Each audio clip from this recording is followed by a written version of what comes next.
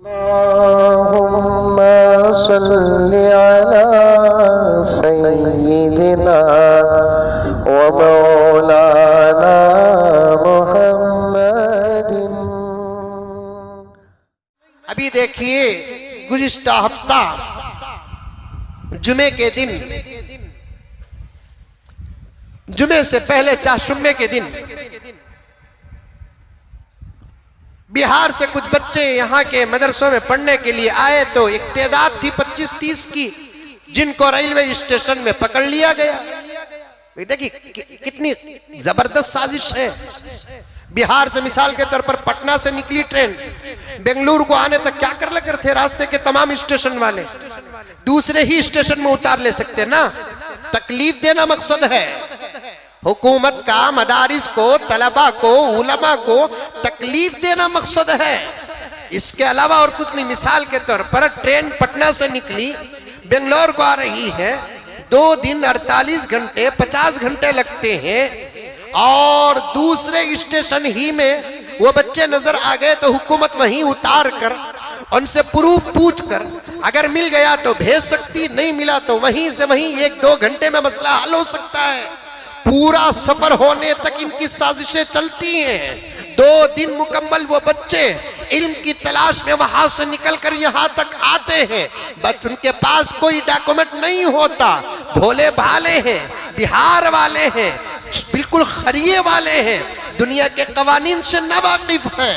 अब 2 दिन का सफर तय करके जब वो बेंगलोर पहुंचते हैं, कृष्णराजपुरम पर उनको ये बच्चे नजर आते हैं।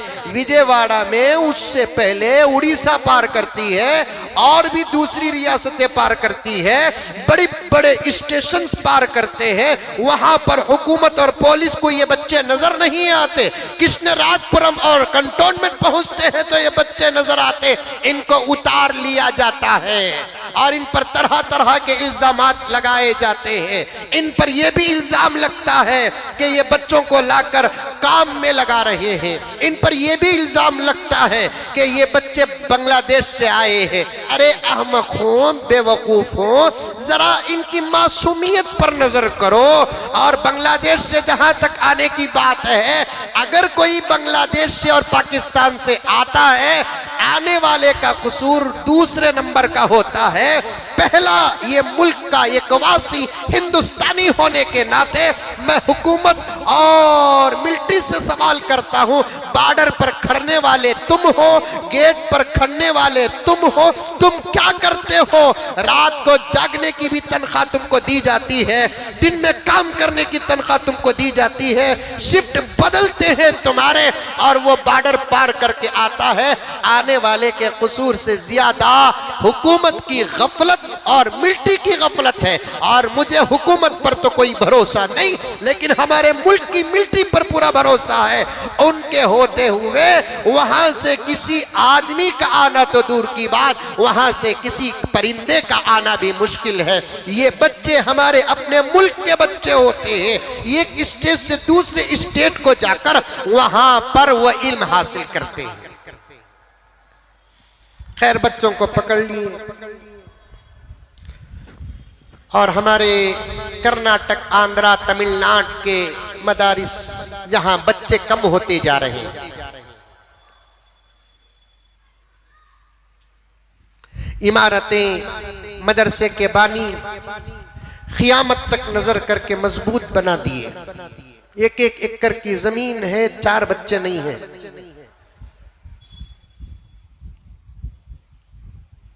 50-50 कमरे हैं, एक कमरे में एक बच्चा पढ़ता है तो तब भी काफी, फिर भी 10 बच्चे नहीं हैं। मदरसों का खाली होना मुसलमानों दूसरी कौम के लिए नहीं, खुद हमारे लिए बड़े खतरे की बात है।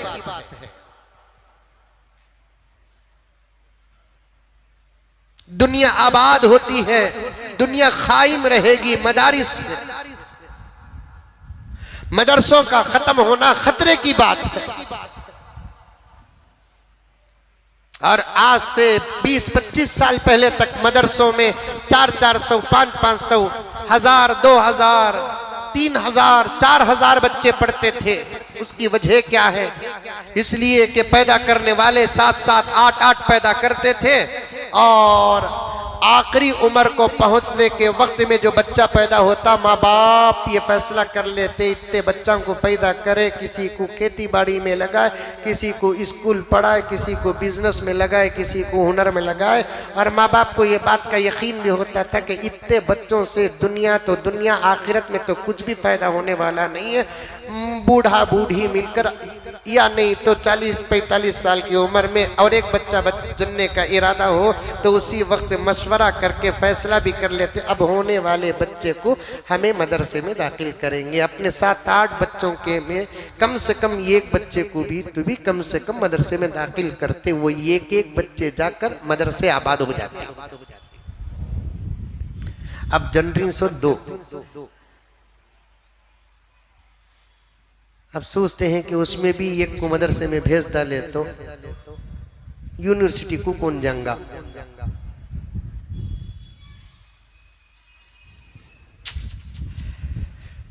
कहाँ गया हमारा एहसास, कहाँ गई हमारी सोच, सब खत्म। चलो एक बात शायद सही है कि गलत है, हमारे बड़े फैसला करेंगे। मैं ये नहीं कहता कि 10 बच्चे पैदा करो, मेरी अपनी बात बता रहा हूं। 15 बच्चे पैदा करो ये नहीं कहता मैं, कम से कम 3 पैदा करो और 3 में से एक को तो मदरसे के हवाले करो ताकि बच्चा भी बन जाए, मदरसा भी आबाद हो जाए। ये बात तो पक्की है हाजी साहब। बिहार से आने वाले बच्चे अगर ना आते कर्नाटक के कई मदारिस को, आंध्रा के कई मदारिस को, तेलंगाना के कई मदारिस को, केरल के कई मदारिस को, बिहार से वो गरीब बच्चे ना आते तो कई मदरसों को आज ताला पड़ा हुआ होता। एक तरफा ये बात तो सही है, दूसरी तरफ बात ये है कि जब बच्चों को वहां से बुलाते हैं मदरसे के लिए तो बुलाने के लिए पूरे क़वानीन का लिहाज रखो। 15 साल से पहले बल्कि नाबालिग बच्चे का किसी सरपरस्त और डॉक्यूमेंट के बगैर सफर करना कानून के खिलाफ है। नाबालिग बच्चा अंडर 15 ईयर्स, 15 साल के अंदर का नाबालिग बच्चा डॉक्यूमेंट और अपने सरपरस्त खास तौर पर माँ बाप के बगैर सफर करना हिंदुस्तान के कानून में जुर्म है। वो बच्चा जहां सफर करेगा उस पर कई इल्जामात लग जाएंगे और उस बच्चे को हुकूमत गिरफ्तार करेगी और जाकर आश्रम में डाल देगी या अपने अथॉरिटी में रखेगी। अब वहां बच्चा क्या सीखेगा, क्या करेगा, वहां से माँ बाप आने तक, यहां से बच्चे वहां जाने तक मसाइल पैदा हो जाएंगे। इसलिए बिहार से अगर बच्चे आ रहे हैं, बंगाल से बच्चे आ रहे हैं, दूसरी रियासतों से अगर बच्चे आ रहे हैं तो बड़े एहतियात के साथ बुलाना पड़ेगा। और हमारे कर्नाटक, तमिलनाडु, आंध्रा, तेलंगाना, खास तौर पर इन 4 स्टेटों में रहने वाले मदारिस के जिम्मेदारों को मैं कहना चाहता हूं, ज्यादा मेहनत अपने इलाके के बच्चों पर करो, तरजीह दो, मेहनत करो, बच्चों को बुलाओ। अगर बाहर से बुलाना चाहते हैं तो फिर माँ बाप के साथ बच्चों को बुलाओ। ये भी बात पहुंची है, कहते हुए शर्म आती है, बाज मदारिस के अंदर असातिज़ा जो बिहार से आकर यहाँ पढ़ाते हैं, खुदा ने उनकी रोजी का इंतजाम यहाँ किया है, वो मोहतमिम साहब और मदरसे के जिम्मेदारों से कहते हैं मैं वहाँ से तश्कील करके 15-20 बच्चों को लेकर आऊंगा, लेकिन हर बच्चे के बदले में मुझे 2000 रुपये देना पड़ेगा। 20 बच्चे लाएंगे तो 40,000 रुपये मुझे देना पड़ेगा। अगर ये बात दूसरों तक चले गई तो शर्म से हमारा हाल क्या होगा।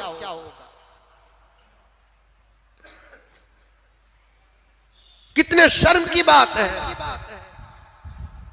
अवाम क्या सौदा कर रही है। मदारिस में बाज बिल्कुल कम परसेंट में कुछ उलमा भी सौदा कर रहे हैं। इससे ज्यादा शर्म की बात क्या हो सकती है मेरे दोस्तों।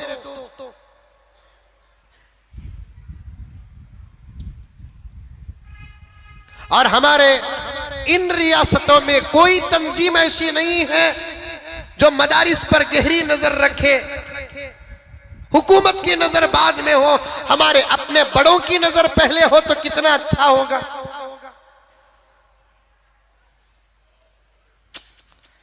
कहते हैं तो बहुत अफसोस भी होता है। गर्ज बच्चों को गिरफ्तार कर लिए, उनको बोस को कहीं है यहां पर मजिस्ट्रिक में, वहां बच्चों को भेज दिए। उन्वान भुला नहीं, छोड़ा नहीं। मैं कुछ जिम्मेदारों को इससे पहले भी फोन किया था जब 230 बच्चे आए थे हमारे इलाके के एमएलए साहब, तो उस वक्त वो शायद कुछ फ्री थे तो फौरन पहुंच गए और वहीं से मसला हल हो गया। इस मरतबा कांटेक्ट न हो सका तो फिर मैं और एक साहब को जो सियासी मैदान में उभर रहे हैं उनको कांटेक्ट किया। उससे पहले और एक सियासी रहबर पहुंचे हुए थे तो वहां पहुंच गए। उनके पहुंचने तक वो बच्चे चले गए वहां पर। जुम्मे के दिन बच्चों को पकड़ लिया गया। जुमेरात पूरा दिन गुजरा। जुमे के दिन शाम को 4 बजे उन बच्चों को वहां से छोड़ा गया। हफ्ते के दिन उन बच्चों को फिर ट्रेन के जरिए से उनके गांव को पहुंचाया गया।